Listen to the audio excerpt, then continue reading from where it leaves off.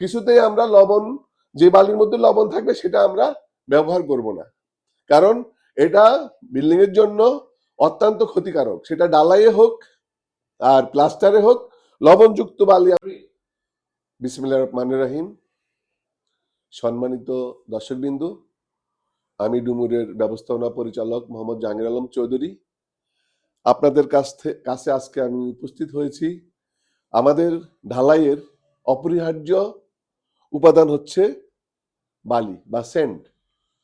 এখন আপনি কিভাবে ভালো বালি চিনবেন এবং কোন কোন বালি আমরা কোথা থেকে সংগ্রহ করি এবং কোন বালিটা আমরা কোন কোন কাজে ব্যবহার করি, সেটা নিয়ে আজকে আমাদের এই আলোকপাত। মূলত আজকে আমাদের মূল কথা হচ্ছে ভালো বালি চেনার উপায় এবং আমরা কোনটা কোথায় ব্যবহার করি, কোথা থেকে সংগ্রহ করি। প্রথমে আপনারা আমার কাছে দেখেন আমার কাছে দুই পাত্রে দুটো রেড এবং হোয়াইট দু ধরনের বালি রয়েছে। এটা হচ্ছে লাল বালি, যদিও লাল সাদা কালো কোনো ফ্যাক্টর নয়। লাল বালি হতে হবে, সাদা বালি হতে হবে, সেটা অপরিহার্য নয়। কিন্তু আমরা ভালো বালি ইউজ করছি কিনা, আমাদের ব্যবহারে ভালো বালিটা আমরা সংগ্রহ করছি কিনা, সেটা আমার ডালাইয়ে ব্যবহার করছি কিনা, সেটা হচ্ছে আমাদের মূল কথা।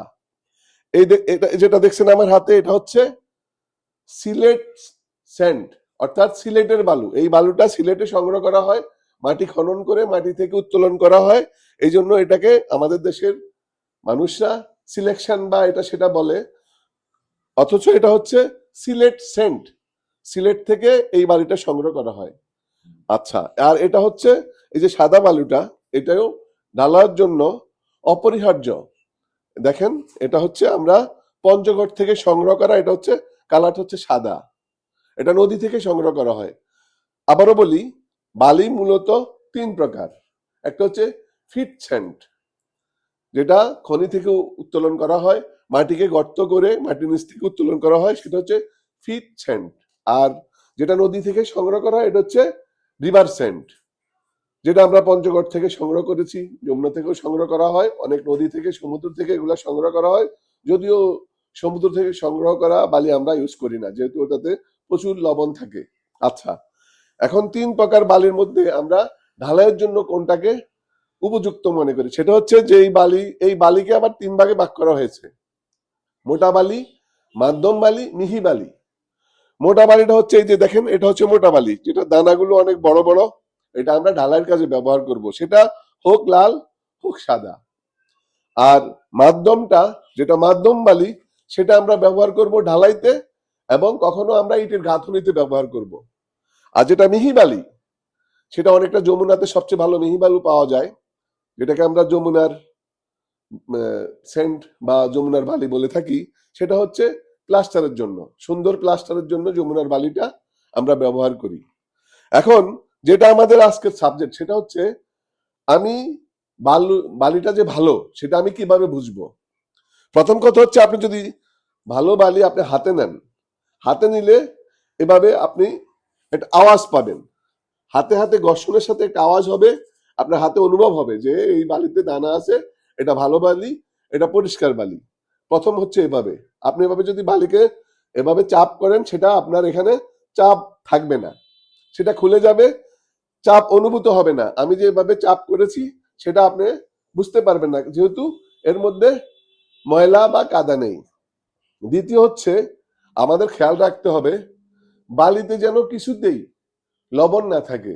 আপনারা জানেন, লবণ সবসময় পানিকে, অক্সিজেন থেকে পানি নিয়ে লবণ নিজেই পানি বের হয় লবণ থেকে। আপনার যদি সিমেন্টের সাথেই লবণযুক্ত বালি আমরা মিশ্রিত করি, সেখানে আমাদের লোনা ধরবে, দ্রুত আমাদের ওয়াল খারাপ হয়ে যাবে, লোনা ধরবে। এই জন্য আমরা কি করব, বালিতে লবণ আছে কিনা আমরা এভাবে একটা গ্লাসের মধ্যে বালি, অথবা গ্লাসে না নিয়ে আমরা যদি এভাবে জিহ্বা দ্বারা, ঠিক এভাবে আমরা এটার জিহ্বা দ্বারা স্বাদ গ্রহণ করি, তাহলে আমরা বুঝতে পারবো যে এই বালির মধ্যে লবণ আছে কিনা। কিছুতেই আমরা যে বালির মধ্যে লবণ থাকবে সেটা আমরা ব্যবহার করব না, কারণ এটা বিল্ডিং এর জন্য অত্যন্ত ক্ষতিকারক, সেটা ডালাইয়ে হোক আর প্লাস্টারে হোক, লবণযুক্ত বালি। এবার আসেন আমরা কিভাবে বুঝবো যে এই বালির মধ্যে কাদা আছে কিনা, যেটা কংক্রিটের জন্য সবচেয়ে বেশি ঝুঁকি। কাদা বা পলি থাকলে সেই বালিটা কংক্রিটকে স্ট্যান্ড নিতে দেবে না, কংক্রিট স্ট্যান্ড অনেক হালকা হয়ে যাবে, কংক্রিট তার স্ট্রেংথ হারাবে। তা আমরা কি করব, আমরা আমাদের যেই বালিটা আমরা চোখে দেখলাম এই বালিটা ঠিক আছে, আমরা এভাবে প্রেস করে দেখলাম তাও ঠিক আছে, আমরা জিব্বা দিয়া দেখলাম লবণ আছে কিনা তাও ঠিক আছে। এখন আমরা বুঝবো যে এই বালির মধ্যে কি পরিমাণে লবণ আছে, লবণ কি পরিমাণে, কাদা পলি কি পরিমাণে আছে। সেটার জন্য আমরা কি করব, একটা গ্লাসে পরিষ্কার পানি নিব, নেওয়ার পরে আমরা সেটার মধ্যে কি করব, এভাবে যে বালিটা আমাদের সন্দেহ হয়, আমরা চোখে বুঝতেছি যেটা ময়লা বালি, তা আমরা এভাবে ঢালবো, ঢালার পরে আমরা এভাবে ঝাঁকি দেব, ঝাঁকি দেওয়ার পরে এভাবে আমরা রেখে দিব।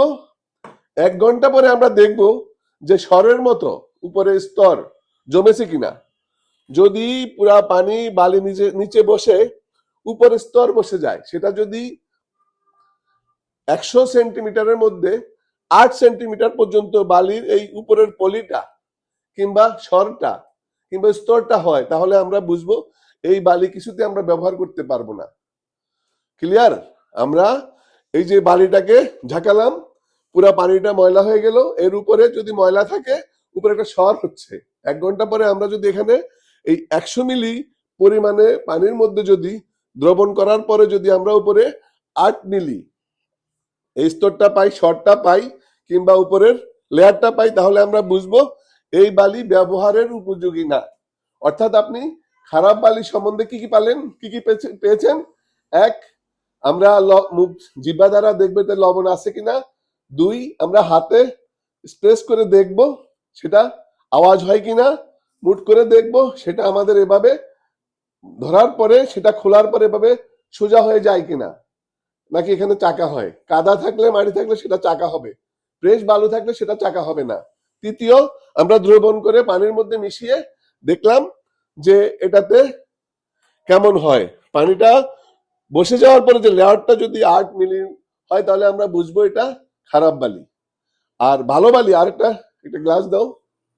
সুপ্রিয় দর্শক, এখন আমরা আমাদের চোখে দেখা, জিহ্বা থেকে স্বাদ নিয়ে দেখা যে এটা হচ্ছে রিভার সেন্ট, যেটা আমরা পঞ্চগড় থেকে সংগ্রহ করেছি। সেটা যে শুধু পঞ্চগড়ে রয়েছে তা না, বাংলাদেশের আরো অনেক জায়গায় এই বালিটা সংগ্রহ করা যায়। এটা হচ্ছে মোটা মোটা সেন্ট।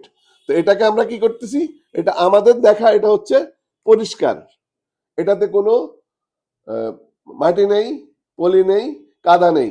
আমরা এটা আরেকটি গ্লাসে দিলাম, দেওয়ার পরে আমরা এটাকেও কি করব, চেক করব এটাতে উপরে পলি জমা হয় কিনা, উপরে কাদা জমা হয় কিনা, উপরে লেয়ার পড়ে কিনা।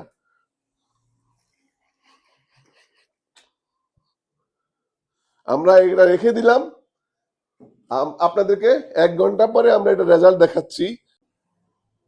সুপ্রিয় দর্শক, আমি আপনাদেরকে বলছিলাম যে তৃতীয় যে পদ্ধতিটা, ভালো বালি চেনার উপায়। দেখুন এটার পানিটা সামান্য সময়ের মধ্যে পানিটা কত পরিষ্কার হয়ে গেছে, বালিটা নিচে বসে গেছে। এটা কিন্তু তা হয়নি, কারণ আমরা বুঝতে পারলাম যে এই বালির মধ্যে কাদা রয়েছে, পলি রয়েছে, এই জন্য ময়লা রয়েছে, এই জন্য পানিটা পরিষ্কার হচ্ছে না। আশা করি সবাই বুঝতে পেরেছেন। আমি আমার আপনাদেরকে ভালো বালি চেনার জন্য আপনাদেরকে ধারণা দেওয়ার চেষ্টা করেছি। ভালো থাকবেন, সুন্দর থাকবেন, ডুমুরের সাথে থাকবেন। আল্লাহ হাফেজ।